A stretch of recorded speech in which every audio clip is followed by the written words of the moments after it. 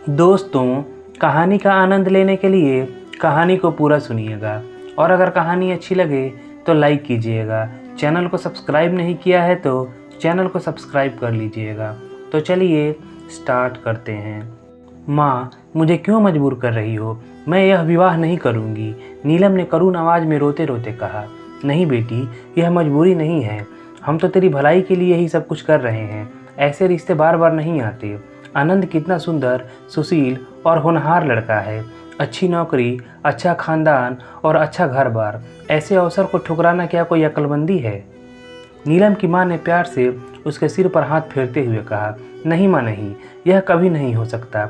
माँ, तुम तो जानती ही हो कि मैं गठिया रोग से पीड़ित हूँ।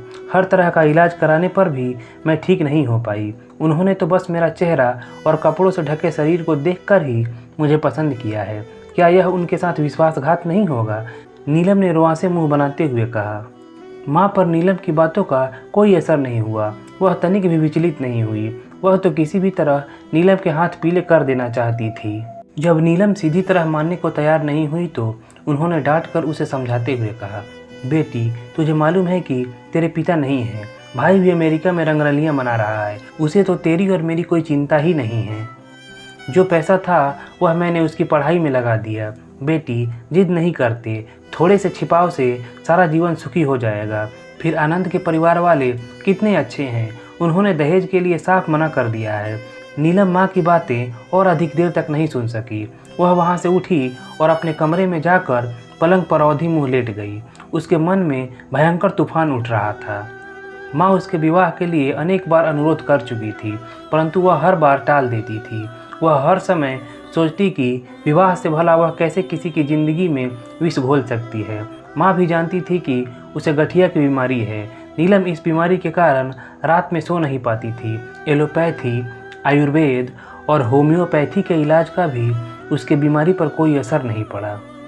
कई बार तो उसके पैर और हाथ इतने सूज जाते थे कि वह परेशान हो उठती थी। नीलम ने बिस्तर पर लेटे लेटे ही अपने मन को समझाने की कोशिश की। वह निश्चय कर चुकी थी कि वह यह विवाह कदापि नहीं करेगी, पर माँ थी कि उसकी बात मान ही नहीं रही थी। विवाह की तारीख नज़दीक आ रही थी। नीलम को ऐसा महसूस हो रहा था जैसे वह बहुत बड़ा विश्वासघात करने जा रही है। आखिर नीलम से नहीं रहा गया। उसने हिम्मत बटोरी और स्वयं ही इस समस्या का समाधान करने का निश्चय कर लिया। विवाह की तारीख से 3 दिन पहले शाम को उसने सबसे बढ़िया साड़ी पहनी, पूरा श्रृंगार किया और बिना किसी को बताए अपने होने वाले पति आनंद के घर की ओर चल दी। संयोग से आनंद घर पर ही था। नीलम को इस प्रकार आते देखकर वह कुछ हैरान हुआ। उसने अपने आप को संभाला और मुस्कुराते हुए नीलम का स्वागत किया। नीलम बहुत पसोपेश में थी। वह बात को कैसे चलाए? आखिर आनंद ने ही बात का सिलसिला छेड़ते हुए कहा, नीलम, 3 दिन पहले ही विवाह की शुभकामनाएं अर्पित करता हूँ। आनंद के ये शब्द सुनते ही नीलम सिसक सिसक कर रोने लगी। उसने आनंद के सामने अपने दोनों हाथ जोड़ते हुए कहा, आनंद, मैं तुमसे प्रार्थना करती हूँ कि इस विवाह को तोड़ दो, मेरे ऊपर कोई दोष लगा दो। तुम्हें शायद मालूम नहीं है कि मैं गठिया रोग से पीड़ित हूँ। मैं किसी भी तरह तुम्हारी पत्नी बनने के काबिल नहीं हूँ। मैं तुम्हें धोखे में नहीं रखना चाहती। आनंद हैरानी से उसकी ओर देख रहा था। उसने बड़े प्यार से उसे समझाते हुए कहा, नीलू, तुम चिंता ना करो, जैसा तुम चाहोगे वैसा ही होगा। मुझे कुछ समय की मोहलत दे दो। मैं आज ही तुम्हारे यहाँ आकर अपना फैसला बता दूंगा।